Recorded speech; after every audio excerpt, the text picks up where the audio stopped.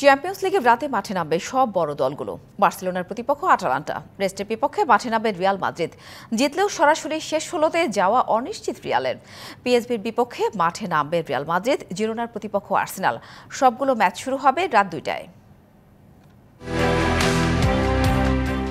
লিগে টেবিলের শীর্ষে থাকলেও চ্যাম্পিয়ন্স লিগে ভালো অবস্থানে নেই রিয়াল মাদ্রিদ। চ্যাম্পিয়ন্স লিগে এবারের নতুন নিয়মে বিপাকেই পড়েছে দলটা।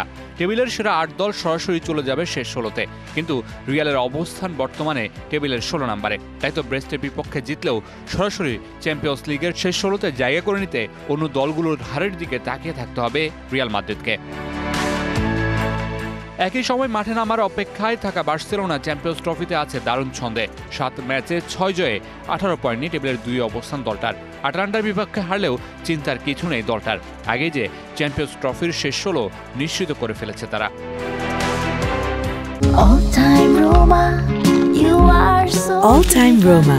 Taste it, love it. বার্সার মতোই আগেই শেষ ১৬ নিশ্চিত করে রেখেছে লিভারপুল। ৭ ম্যাচের ৭টিতে জিতে পয়েন্ট টেবিলের চূড়ায় অবস্থান দলটার। পিএসভির বিপক্ষে ম্যাচটা তাই তো নিজেদের পরীক্ষা নিরীক্ষার ম্যাচ। পয়েন্ট টেবিলের ৩-এ থাকা আর্সেনালের প্রতিপক্ষ জিরোনা। ৭ ম্যাচে ৫ জয়ে ১৬ পয়েন্ট দলটার। গানাররাও এখনও পুরোপুরি সিকিউর নয় শেষ ১৬র জায়গা নিশ্চিতে।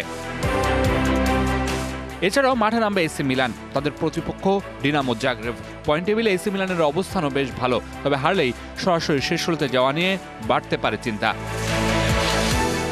চ্যাম্পিয়ন্স ট্রফির নতুন নিয়ম অনেক দলকে এবার ফেলে দিয়েছে বিপদে। সরাসরি শেষ ১৬তে যাওয়ার রেস থেকে কে বাদ পড়ে সেটাই এখন দেখার বিষয়।